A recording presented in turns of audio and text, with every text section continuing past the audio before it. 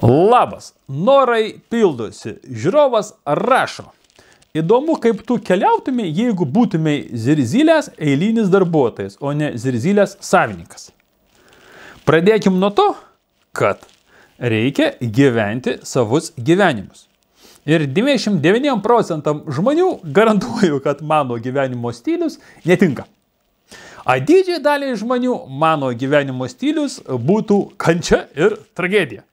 Nes ne bet kas gali gyventi kaip aš, bomžišką gyvenimą ir bastytis po pasaulį.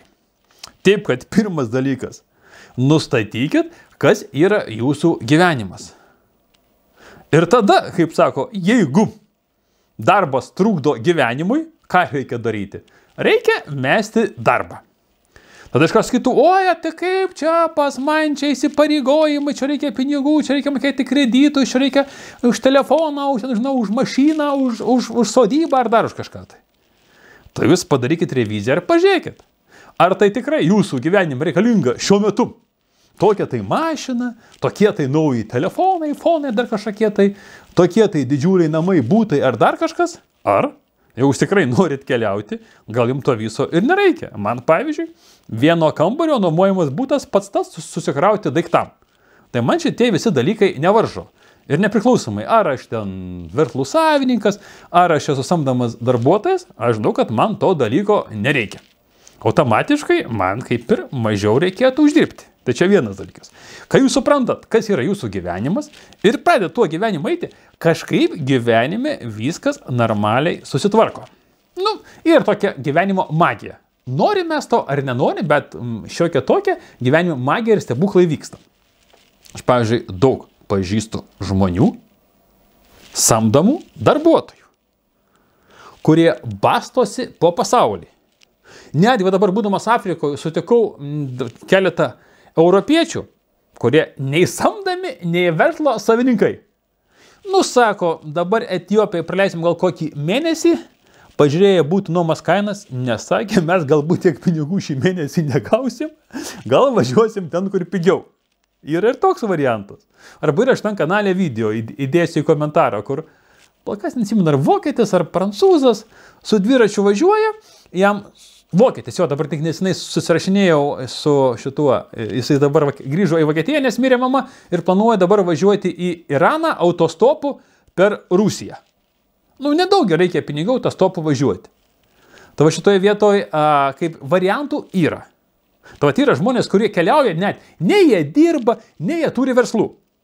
Ir garantuoju, kad kiekvienas iš jūsų turit pažįstamų verslininkų, kurie negali sau leisti keliauti tiek, pavyzdžiui, kiek keliauju, gerai, kiek aš nereikia, čia didžiai dalių priboras yra. Bent jau 3-4 mėnesius su šeima praleisti kažkur kituose kraštuose.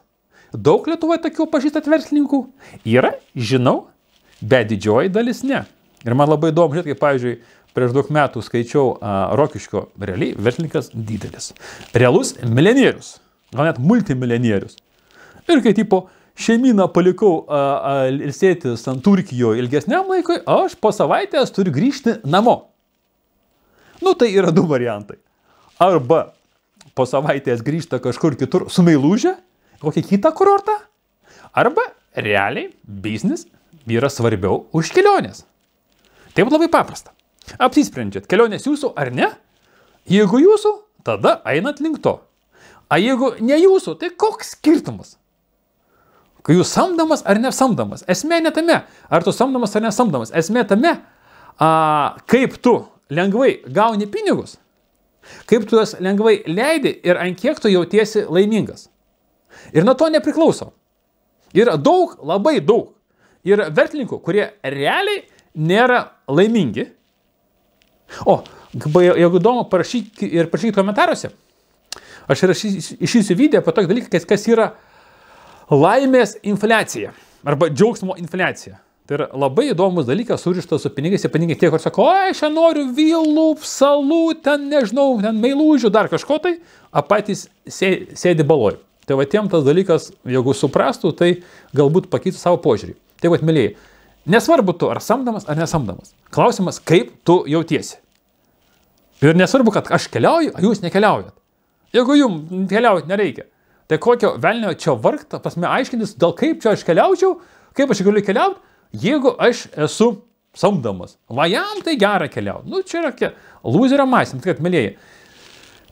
Ieškam savo gyvenimą, einam savo gyvenimu ir nusispjaut, kaip kiti ką daro. Žiūrėkit taip, kaip jums reikia gyventi. Ir jeigu skaitot, kad taip gyventi yra maloniau ir norit, kad tokių žmonių būtų daugiau aplink, dalinkitės mano kontentų, kūrint, ta prasme, patarimų, dalinkitės kitų žmonių patarimais, kad aplink žmonės irgi atrasų savo gyvenimus, eitų savo keliu ir kuo tokių bus žmonių daugiau aplink, tuo bus maloniau. Taip, kad, mėlėjai, pirmin link savo nuostabaus gyvenimo. Kaip ten rodydavo? O ten, ne, čia biškas žinklas netinka, nu žodžiu, va taip.